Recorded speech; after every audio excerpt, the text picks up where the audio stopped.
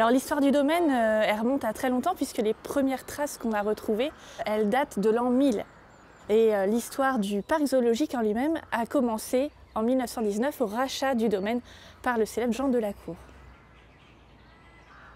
Alors Jean Delacour, c'est un ornithologue qui a d'abord vécu dans une première propriété à Villers-Bretonneux. Il a commencé à élaborer une énorme collection d'oiseaux. Malheureusement, sa propriété a été détruite à la Première Guerre mondiale et c'est pour ça qu'il est venu ici chercher ce domaine au parc de Clères. Son but était en fait de mélanger à la fois des espèces animales et végétales pour pouvoir recréer des milieux de vie comme il a pu les voir dans ses expéditions et donc de montrer la biodiversité comme si en fait nous visiteurs nous étions en train de nous balader en expédition dans le milieu naturel de l'animal.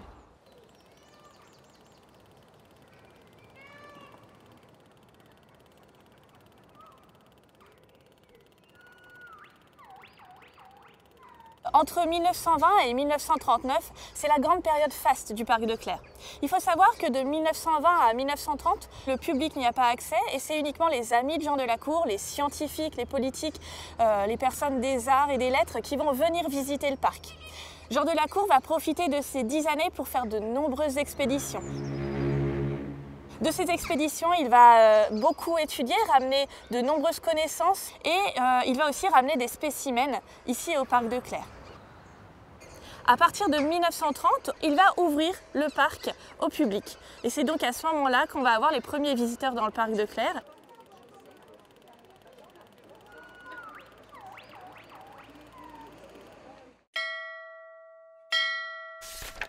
En 1939, il y a eu malheureusement un énorme incendie dans le château de Jean Delacour et c'est arrivé dans sa bibliothèque. Il a perdu tous ses ouvrages.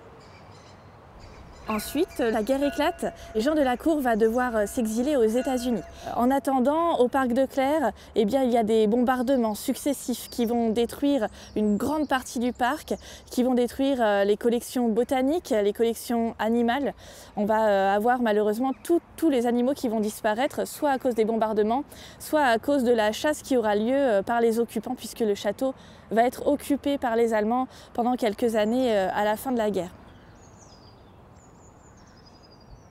Francis Edward Fuchs, c'est un homme anglais qui a été recruté par Jean Delacour pour s'occuper de la collection animale de son parc. Et il va prendre la direction du parc quand Jean Delacour sera absenté, que ce soit pendant ses expéditions ou après une fois qu'il est exilé aux États-Unis. Dès le début, il se montra si actif, si compétent et si dévoué que je lui confiai bientôt la gérance de tout le domaine. Francis Edward Fuchs et Jean Delacour vont énormément échanger par courrier. Ils vont entretenir une correspondance assez précise sur l'état des lieux du parc de Clères. Cher monsieur, j'ai quelque peu modifié mes premières idées de travaux pour les volières du tennis. Intéressé de recevoir plus de détails au sujet de la tempête de la semaine dernière. Je pense que nous avons eu de la chance de nous en sortir avec un seul mort. Mon cher Fuchs, je vous remercie pour votre lettre du 17 janvier. Vous avez eu de la chance de ne pas perdre plus d'oiseaux. J'ai acheté quelques oiseaux d'une collection privée pour lequel j'ai négocié le prix. Et Francis Edward Fuchs va rester jusqu'à sa mort directeur du parc de Clères.